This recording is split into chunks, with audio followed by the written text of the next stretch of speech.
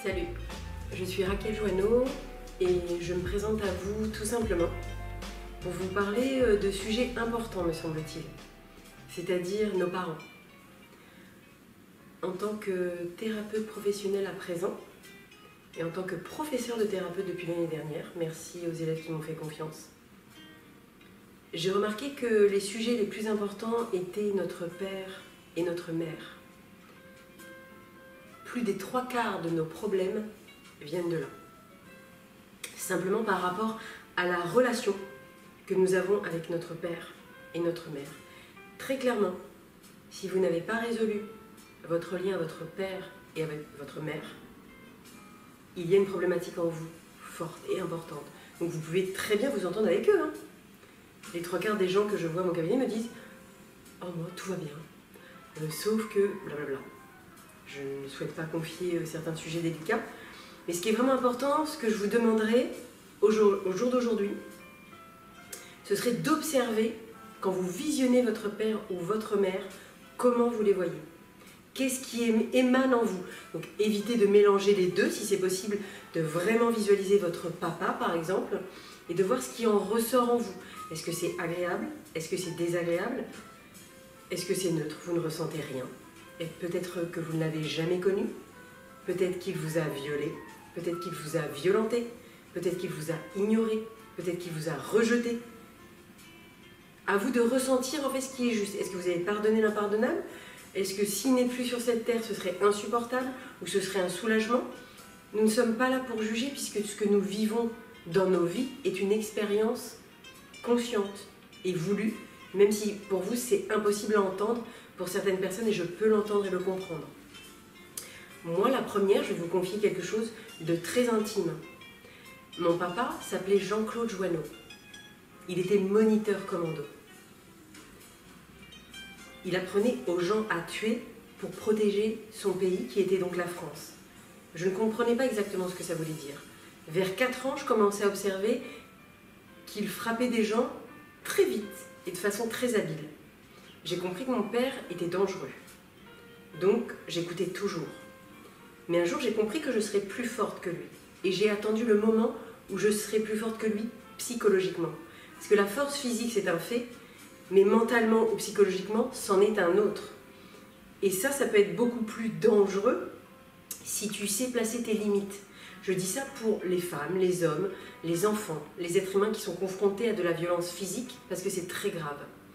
Je pense que mon père, volontairement, il ne voulait pas nous faire du mal, mais il était conditionné par l'armée, puisque c'était un enfant de la DAS, pour défendre son pays. Et du coup, comme, hélas, à l'époque, on n'avait peut-être pas conscience que les hommes de l'armée, une fois qu'ils rentraient dans la vie civile normale, ils ne savaient pas se conduire. Et c'était le cas de mon père, et comme beaucoup d'autres pères et d'autres hommes, peut-être encore à l'heure actuelle, je ne m'en rends pas compte. Moi, j'ai grandi dans un village militaire. On était contre-militaires. Et parfois, mon père me frappait. Très fortement. Ça se voit encore, vous voyez, je suis un peu... C'est plat. J'en rigole parce qu'il faut mieux en rire maintenant. En fait, je n'avais pas mal physiquement. Clairement, j'avais mal émotionnellement. Je ne comprenais pas pourquoi il me frappait alors que je ne faisais rien de mal. Et je pense que lui-même ne comprenait pas. Parce que le jour de sa mort, il m'a dit « Mais comment tu as fait pour me pardonner ?» Et je lui ai répondu très spontanément « Je n'ai pas le temps de t'en vouloir. J'ai une vie à vivre. » Et pour moi, c'était très simple. Après, je vous dis ça comme ça, mais j'ai fait un travail surhumain sur moi. C'est une formation de 3 semaines qui m'a aidée à passer. C'est la formation en biopsychosynergie que j'ai faite quand j'avais 23 ans. Suite à ça, j'ai eu énormément de patients. Et j'ai décidé de la mettre en place cette année, 20 ans après, pour aider les gens qui souffrent de maltraitance ou qui se sont fait maltraiter et qui souhaitent pardonner mais qui n'y arrivent pas. Donc je le fais parce que j'y suis arrivée, que c'est une solution que je peux apporter et pour me sentir utile. Et surtout, en fait, je me rappelle, mes amis me disaient, ils voyaient que j'avais, quand j'étais plus jeune, que j'étais un petit peu dérangée, que j'étais pas très calme, que je m'emportais très vite, que je m'énervais très rapidement.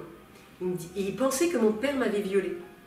Et j'en ai repensé ce matin en méditation et je me suis dit, il pensait que mon père m'avait violée. Et là, je me suis mis à rire toute seule. Limite, je me suis dit peut-être que j'aurais préféré parce qu'il était beau gosse, mon père.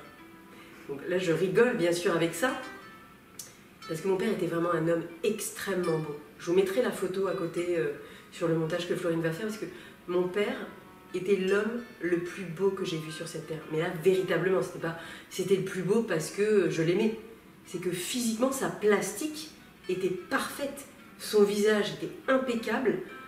Heureusement, entre guillemets, c'est pas bien ce que je veux dire, parce que c'est une forme de jugement, il n'était pas très intelligent. Bon, pour lui, hélas, parce qu'il n'avait pas de référence parentale. C'était un homme qui avait bon cœur, mais il s'est fait avoir parce qu'il n'a pas su se remettre en question. Il s'est entouré des mauvaises personnes. Et si ce film peut permettre à certaines personnes de fréquenter les bonnes personnes, donc je dis merci, l'expérience de mon père aura permis à d'autres personnes de ne pas faire cette erreur. En fait, les personnes que vous fréquentez vont déterminer votre vie à tout jamais. Si vous fréquentez des mauvaises personnes, vous pouvez aller en enfer et dans le chaos. Si vous fréquentez les bonnes personnes, vous pouvez aller au paradis et être toujours bien. Et clairement, il faut mieux fréquenter personne que les mauvaises personnes. Comme il faut mieux ne pas être en couple qu'être avec quelqu'un de malfamé ou de mal intentionné. Donc on entend beaucoup pervers narcissique et tout ça, ça me fatigue, clairement. On arrête avec ces termes, ça veut rien dire, ce sont des termes cliniques, etc., comme bipolaire, schizophrène, stop. À un moment donné, il y a des personnes qui sont consentantes de faire rentrer des gens dans leur vie. Donc la personne ne vous a pas manipulé, vous l'avez autorisé à vous manipuler. Et là, il faut arrêter de trouver des excuses à deux balles parce que c'est fatigant. Parce que j'entends tous les jours des gens qui se plaignent en disant « Oui, mais la personne, ça ». Et donc vous y êtes pour rien, la personne vous a forcé, vous a violé? Non. Donc vous avez trouvé aussi des avantages. Donc je pense qu'à partir du moment où on arrête de se plaindre, même si on a fortement des raisons, parfois j'en ai conscience, il est impératif que nous comprenions ce que nous devons changer en nous pour nous améliorer. C'est ce qu'il y a de plus important au monde. Si nous changeons ce monde. C'est aussi simple que ça. Bonne soirée.